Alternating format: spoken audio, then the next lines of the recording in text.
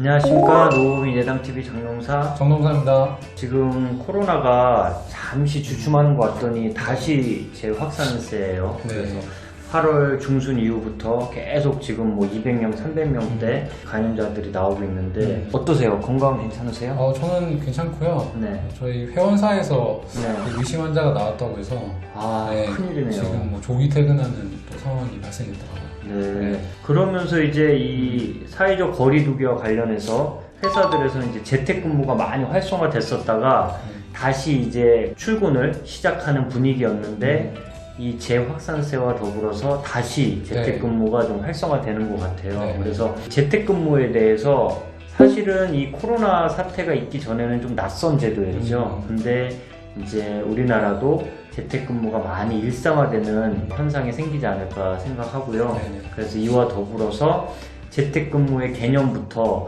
여러 가지 이슈에 대해 좀 알아보는 시간을 가져보도록 하겠습니다. 네.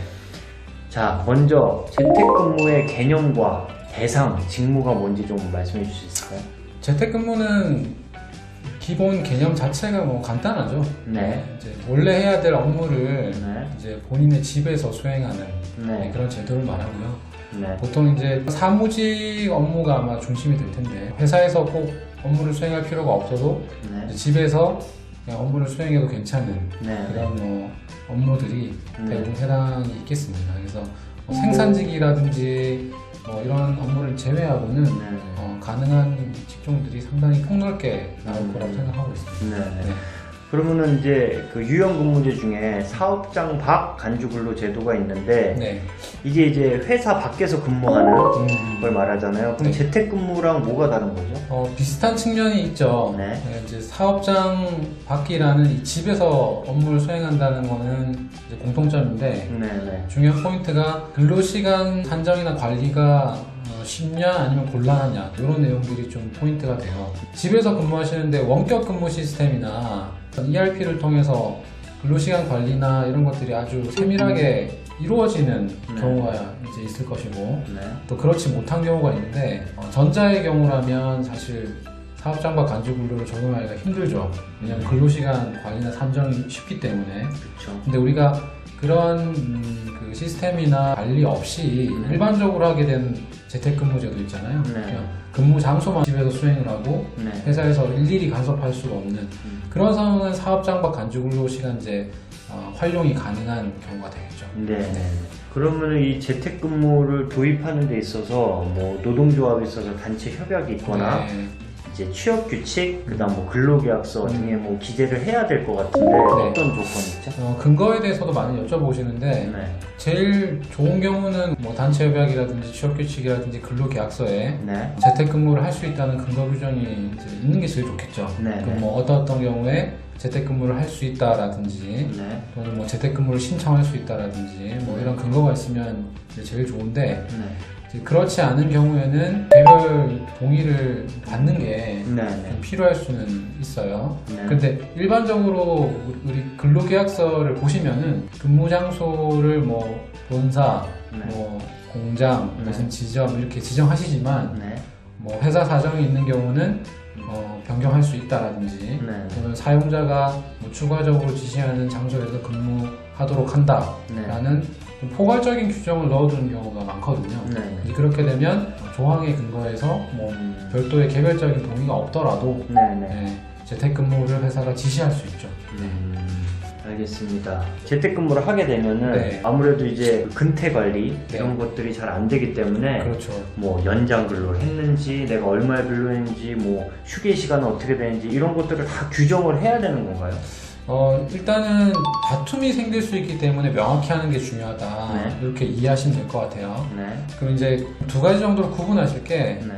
원격 근무 시스템이라든지 이런 근태 관리 시스템이 좀 네. 안정적이고 완벽하게 세팅이 돼 있어서 네. 운영할 수 있다면 아마 큰 문제는 없을 거예요. 왜냐면 관리가 되니까. 그렇죠. 근데 우리 흔히 하는 경우는 그냥 근무 장소만 집으로 바꾸고 네. 근무 시간 관리가 잘 안 되죠. 그렇죠. 이제 이런 경우는 아무래도 내가 정말 아침 8시부터 근무했는지 9시부터 근무했는지 또는 연장을 했는지 야간을 했는지 뭐 근태나 복무 관리를 구체적으로 좀 파악하기 힘들기 때문에 맞아요. 이런 거와 관련된 이제 복무 규정이라든지 복무 지침이라든지 네. 또는 뭐 재택근무 자체 가이드라든지 네. 이런 걸 마련하셔가지고 다툼이 없도록 만들어주시는 게 제일 중요하겠죠. 용어를 보면 집에서만 근무를 해야 될 것 같은데 이게 어째 목적 자체가 이제 너무 한 사업장에 몰려있지 않기 위한 거기 때문에 특히 지금 코로나 네. 사태에서는 그럼 이제 카페라든지 어디 야외에서 이렇게 근무를 하는 건 안 되나요? 그 부분도 참 많이 물어보시거든요. 네. 근데 이제 재택근무제를 시행하는 주 목적이 네. 이제 감염원으로부터 좀 분리하려는 목적이 있잖아요. 그렇죠. 그러니까 이제 집에서만 좀 있어 달라는 건데 네. 이제 그 부분도 좀 명확히 사전에 해야 될 것 같아요. 그러지 네. 않으면 어떤 근로자는 카페에서 일하고 답답하니까 어떤 네. 근로자는 뭐 야외에서 할 거고 네. 어떤 근로자분 심지어는 뭐 놀면서 또 일을 할 수도 있잖아요. 그렇죠. 그러니까 그런 부분을 명확히 해주셔야 돼요. 회사가 코로나가 정말 염려돼서 시행하는 거라면 근무 장소를 집으로 정하고 네. 한정하고 이탈하지 않도록 네. 그래서 이탈할 경우에는 뭐 별도의 보고나 승인을 받는다라든지 네. 그런 걸 정해주시는 게 중요하고 두 번째는 아무래도 재택근무니까 네. 집에서 근무하는 것 때문에 약간 뭐 가능한 그 가사일이라든지 그렇죠. 뭐 육아라든지 이런 허용이 될 만한 일들이 있잖아요. 네. 네. 그런 것들도 이제 가이드를 함께 좀 정하시면 네. 좀 다툼은 덜 하겠죠. 그리고 이제 근태 관리가 잘 안 되기 때문에 네. 이 사람이 진짜 집에 있는지 네. 아까 명시를 해서 이제 할 수 있다 그랬는데 네. 그럴 때 이제 위치 추적 같은 걸 할 수가 있나요? 이 부분은 사장님들이 굉장히 궁금해하시는 내용인데 GPS 같은 경우도 이제 개인의 정보이기 때문에 네. 본인의 동의가 없으면 정보를 함부로 얻을 수가 없습니다. 없죠. 네. 예. 자, 그럼 아까 재택근무 시에 연장 근로시간이나 소정 근로시간, 휴게시간 등을 다 정해서 네. 이제 합의해서 할 수 있다 그랬는데 그럼 연장 근로 뭐 수당도 지급하고 이렇게 해야 되나요? 그렇죠. 이제 다툼이 생길 수 있는 부분이기 네. 때문에 이제 좀 두 가지로 나눠보시면 아까 말씀드렸던 원격 관리 시스템이나 이런 금태 관리 시스템이 좀 세밀하게 되는 회사면 그냥 정상적인 출근과 똑같잖아요. 그렇죠. 근데 차이가 없기 때문에 그런 원칙대로 운영을 하시면 돼요. 네. 근데 문제는 그냥 근무 장소만 집으로 바뀌다 보니까 이 사람이 일을 하는지 안 하는지 모르죠. 또는 뭐 연장을 하는지 안 하는지 휴게를 갖는지 안 하는지 알 수가 없는 경우가 있죠. 네. 이런 경우는 아까 모두에 말씀드렸던 근로기준법상의 사업장 밖 간주근로시간 제도를 활용하시는 게 좋아요. 그러니까 서면 합의를 근로자 대표와 하시면서 네. 재택근무 시에 소정 근로시간을 몇 시간으로 할지 네. 그 다음에 부득불 연장이 필요하다면 연장근로 사전 승인제 같은 제도를 통해서 어떻게 승인을 받을지 그리고 야간도 마찬가지고요.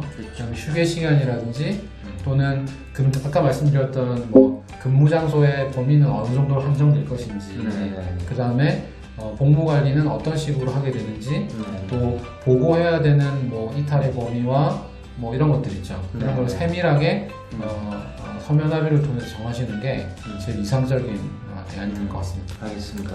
그리고 이제 재택근무자도 뭐 휴가를 갈 수도 있고 네.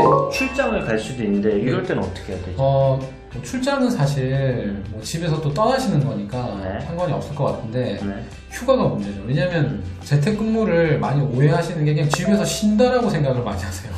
재택근무 중에 휴가를 신청해서 휴가를 쓰는데 네. 그냥 또 습관적으로 막 일을 시키는 경우가 발생하는 거죠. 왜냐면 구분이 잘 안 되니까. 네. 그래서 재택근무 중에라고 하더라도 휴가를 신청해서 그날이 휴가면 근무를 시키지 않는 게 네. 원칙입니다. 그래서 그걸 벗어나면 안 될 것 같습니다. 네.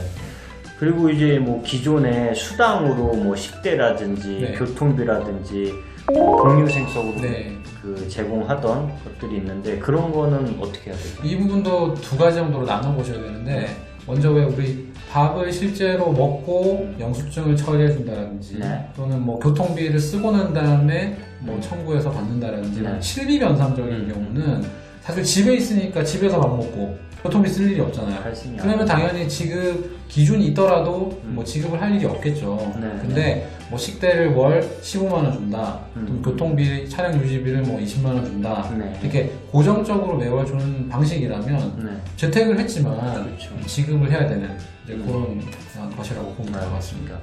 그럼 마지막으로 그 재택근무자들을 위한 근태 관리나 복무 관리를 위한 꿀팁이 있다면 뭐가 있을까요? 아마 이제 종합적인 말씀을 제가 드려야 될 것 같은데 네.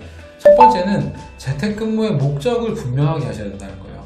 네. 이 재택근무가 정말 코로나 감염을 예방하기 위한 건지 아니면 근로자들의 어떤 뭐 WLB나 워크라이프 하모니 같은 것들 보장해주기 위해서 하는 건지 그런 목적에 따라서 이런 뭐 근무 장소의 범위라든지 뭐 달라질 테니까요. 그래서 재택근무 목적을 분명히 하시고 두 번째는 가급적이면 취업 규칙이나 이런 뭐 근로계약상에 그 재택근무 운영 근거를 뭐 할 수 있다라는 정도라고 하더라도 네. 두는 것이 네. 이제 좀 바람직하다 네. 이렇게 말씀을 드리고요. 세 번째는 그 규정을 하면서 혼선이 발생할 수 있을 만한 부분, 특히 뭐 연장 근로라든지 휴게 시간이라든지 뭐 근무 장소의 범위라든지 또 복무 기준이라든지 이런 것들 있죠. 네. 이런 것들을 사정에 맞게끔 세부적으로 규정해서 상호간에 좀 숙지가 이루어지고 네. 근무가 이루어질 수 있도록 해주시고 그 다음에 네 번째는 요즘에 또 이렇게 재택근무 같은 것들을 운영하시면 정부에서 그 간접농업이라고 해서 지원해주고 있거든요. 그래서 네. 그런 거를 한번 활용해 보시면 적은 비용은 아니니까 회사에 도움이 될 만한 내용일 것 같습니다. 네. 알겠습니다. 지금까지 이제 재택근무에 대해서 알아봤는데요. 아무리 이렇게 디테일하게 규정을 한다 그래도 직원과 회사 간에 신뢰가 없으면 계속 문제가 발생할 것 같아요. 그래서 맞아요. 신뢰를 기반으로 이런 재택근무를 잘 운영하셨으면 좋겠습니다. 지금까지 예담TV였습니다. 감사합니다. 감사합니다.